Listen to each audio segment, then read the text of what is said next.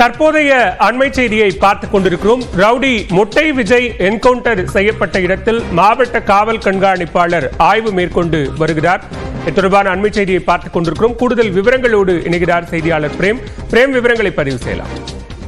பாலவேல், விழுப்புரம் சிதம்பரம் நாகை 4 வழிச்சாலையில் இன்று அதிகாலை 3:30 மணியிலிருந்து 6 மணி வரை 3 இடங்களில் புதுச்சேரி மாநிலத்தைச் சேர்ந்த இளைஞர்கள் வழிபறியில் ஈடுபட்டிருக்கிறார்கள். ஓட்டுநர்களை தாக்கிவிட்டு அடிவாளால் வெட்டிவிட்டு இந்த வழிபறியில் ஈடுபட்டதால் பெரும் பரபரப்பு ஏற்பட்ட நிலையில் முக்கிய குற்றவாளிகளை போலீசார் கடலூர் எஸ்பி ஜெயக்குமார் உத்தரவின்படி தனிப்படை போலீசார் காலையிலிருந்து தேடி வந்தனர். இந்த நிலையில் புதுச்சேரி மாநிலத்தைச் சேர்ந்தவர்கள் உறுதிப்படுத்த பின்னர் அவர்களை எம்புதூர் கிராமத்தின் அருகே பதுங்கியிருப்பதாக தகவல் கிடைத்தது. அதன் தகவலின் பேரில் தனிப்படை போலீசார் அங்கு சென்ற போது அங்கு இருக்கக்கூடிய மொட்டை விஜய், புதுச்சேரி மாநிலத்தில் 30க்கும் மேற்பட்ட வழக்கில் உள்ள மொட்டை விஜய் என்பவர் காவல்துறையை கத்தியால் தாக்கியிருக்கிறார். இதனைத் தொடர்ந்து காவல் ஆய்வாளர் சந்திரன் என்பவர் மொட்டை விஜயை துப்பாக்கியால் சுட்டு என்கவுண்டர் செய்யப்பட்டிருக்கிறார். மார்பிலும் மற்றும் இடுப்பிலும் 3 குண்டுகள் பாய்ந்த நிலையில் தற்போது விழுப்புரம் முண்டியம்பாக்கம் அரசு மருத்துவமனைக்கு உடல் என்பது கொண்டு செல்லப்பட்டிருக்கிறது. இந்த நிலையில் சம்பவ இடமான என்கவுண்டர் செய்யப்பட்ட இடமான எம்புதூர் கிராமத்தில் கடலூர் எஸ்பி ஜெயக்குமார் தற்போது நேரில் பார்வையிட்டு ஆய்வு மேற்கொண்டிருக்கிறார்.